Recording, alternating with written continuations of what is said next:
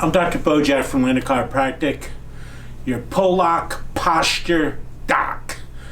Tonight we're going to talk about something a little different called spinal hygiene. Okay, so everybody knows, right, to keep our teeth healthy, we what? Brush daily. So let's just think about that for a second, right? You go to your dentist, you got a cavity. Your dentist says you want that cavity filled halfway or all the way. You don't even get the opportunity, right? It's either you want to get that cavity addressed or not addressed. Sound familiar? Kind of like our treatment programs, right? Do you want 6 visits, 12 visits, or do you just want the number of visits that your insurance pays for versus us addressing the problem, which is correcting the stability and strength of his spine, just like the dentist, right? He's not concerned about filling the cavity, he wants to maintain and keep the tooth healthy. It's the same thing with us, all right? So, bottom line is, you don't get your cavity filled and then what? Stop brushing. Same thing here, right? We don't adjust we don't clear out subluxations and change the integrity of the structure by putting curves in there and then stop getting adjusted. So would you go to the dentist and spend money filling your cavities and then stop brushing your teeth when you knew that what? Bacteria and fungus and infection goes into your mouth to produce further dental hygiene problems or further dental care. Same thing happens in chiropractic, right? You're going to spend your time correcting the structure, establishing norms in this structure, establishing a side picture with the 4 curves and the front picture with the spine up over the center of gravity, over the foundation of pelvis. And then what? Stop getting adjusted? When you know you have physical stress, mental stress, emotional stress, and chemical stress. And even if you don't have those, you have what? Vertical gravity pushing down on you. So just consider that. And conclusively, why are you keeping your teeth healthy? Because your teeth are made up of pulp and enamel. Why are we keeping the structure and these 24 movable joints happy and functional? Because what's inside it is the neurology of the software that's your coach of your entire machine. And the coach doesn't work some of the time, he works all the time, 24/7, sending out information, messages, instructions, and directions so the hardware can work the way it needs to. So why would you throw that all to the curb, kick it all to the curb, especially after you establish motion or mobility in there? That has got to be my most annoying and aggravating point in practice, to say the least, right? When I get somebody moving after all that time, we get some motion and mobility, work through these arthritic conditions, these postural distortions, these mechanical distortions, and then they stop. Little do they know, right? Once we got motion and mobility in there and we got some clarity, right? And those messages are bright, those instructions are cranking out and rocking out at a maximal volume, okay? Or that flow of that direction or message is working like it needs to and connected, that's when the miracles happen. When the neurology is communicating like it needs to and balance happens in the overall hardware in regards to this machine. And it's amazing what this machine can do if you just give it the opportunity to function like it needs to function. We get the neurology working like it needs to, then you start putting fuel and real food into that machine so it can start utilizing and metabolizing that food to start building up that machine overall. Again, you go back to vitamins and mineral content. If the neurology isn't there, it doesn't know what it needs, right? If you're not getting the message, then it can't extract that vitamin or mineral to actually establish balance in this machine through those vitamins and minerals. So, in regards to our spinal tissue in our spine, it's inevitable, right, that tissue is going to become deconditioned, degenerated, and decayed without spinal hygiene. We're going to become more sedentary and less motion as the years progress, and as computers and technology gets more and more and more invasive in our daily activities. So in regards to adults, check this out. New research from the British Chiropractic Association reveals that 32% of us spend 10 hours sitting down every day, adding up to amazing 32 years and 4 months of sitting in our lives. So think about that. So if you think you got bacteria decay and you think you have infection going on in your mouth, think of what's going to start happening in regards to these spines.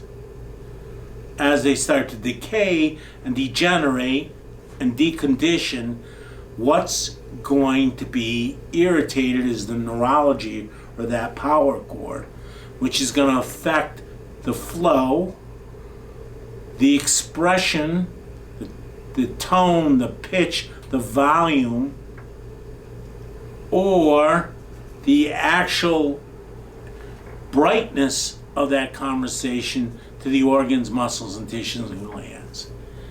And any decrease in that expression of those messages, instructions, and directions are going to cause a decrease in overall function. On the average, we spend 16 hours awake per day, and 9.4 million of us spend 75% of our waking day seated. So this is happening more and more with the virus. We're sitting more. The kids are home and they're sitting. That didn't used to exist, now it does. The parents are home sitting. They're doing their work seated.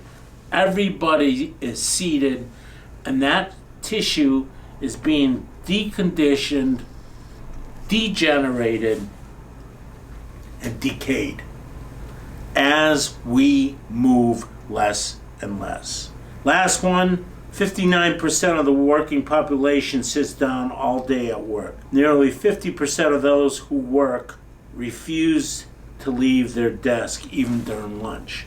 So the less you move, less motivated you are to move. And the more you move, the more energy you have. Okay, so the conception of, I don't want to go work out, because if I go work out, I'm going to be tired. That's not the case, right? Think of like a generator and the wire winds around it, right? And the more winds in that wire, the stronger that that generator works as far as producing power. Same distinction, right? The more we move, the more we have activities, physical activities, the more exercise we get, the more it perpetuates our energy. So you might notice it in your kids. Your kids are being more lackadaisical. They're getting more sedentary. They're not motivated to go out there. And as a result, they're sitting more and more as a result. So adults are not the only ones at risk in regards to spinal degeneration. A recent research done in Scotland showed that 10% of 10-year-olds had already spinal degeneration starting to occur in their spines. And we're starting to see that more and more in the clinic. That degeneration is starting to become more prevalent with younger kids, because they're sitting more and they're getting less and less exercise, right? They're trading exercise for spinal games and spinal videos. We have patients in here that work in the local park commissions who share that with us constantly, especially during the summer. There's nobody down in the fields. Nobody's playing baseball. Nobody's out running around the field playing soccer. Nobody's playing sports. They're all home playing video games. So again, where's our interaction with our common man? How are they going to learn those skills? It's becoming more and more distinct that people are losing their relationship skills and the interaction skills and our communication skills. As on the inside, it's on the outside, right? This neurology is our communicating network throughout our body, connecting 70 trillion cells, right? The glue that holds us outside is the actual communication, right? The love for one another. Hence, if we don't do that interaction, we don't feel whole. We don't feel connected with each other. You're starting to see that in our older people. They're even getting apprehensive about approaching people, approaching other people for help. They're apprehensive. They turn their cheek. They look the other way. They're fearful. That's no way for us as human beings to live amongst other human beings. So I challenge you to go out and say hi to someone and talk to them today and let them know we're spirit being human and we're not human being spirits. There's something bigger than us out there. And the only way we can show that is to express it in our actions. You know what? Take a little compassion for somebody. Take a little time. Say something nice to someone. Add to someone's day. Don't subtract from someone's day. So again, getting back to spinal hygiene, it's something that's going to become a huge epidemic as we progress and as we do less and less physical activity. Dentists didn't think it was anything big, right? They were so busy extracting teeth, they never thought about doing something preventative so they wouldn't have to extract so many teeth and the teeth wouldn't start to break down as quickly. So what did they come out with? Dental hygiene. Believe me, this is going to be more prevalent than dental hygiene. When these spines start to break down, we start to get fusion, we start to get the consequences of subluxations and postural distortions and irritated neurology, and that those actual nerves become weak. Okay, that energy becomes aggravated, that energy becomes distorted, and it's going to result in distorted function overall. And these cases are becoming more and more as we see it in our clinicals. Consider your adjustments as a pillar to your overall health, a foundation to your overall health. Every time we adjust you, we reboot the software. And that's profoundly important to keep that neurology healthy, expressing and connecting the way it needs to. We change the wiring, we change the firing, we change the function. So we'd love to see you. We'd love to check out your spine at Atlanta Chiropractic. Call 781-GET-WELL, 781-438-9355. Mention this clip and we will give you a discount when you come in for your workup. Look forward to seeing you. Enjoy. Have a mighty Monday.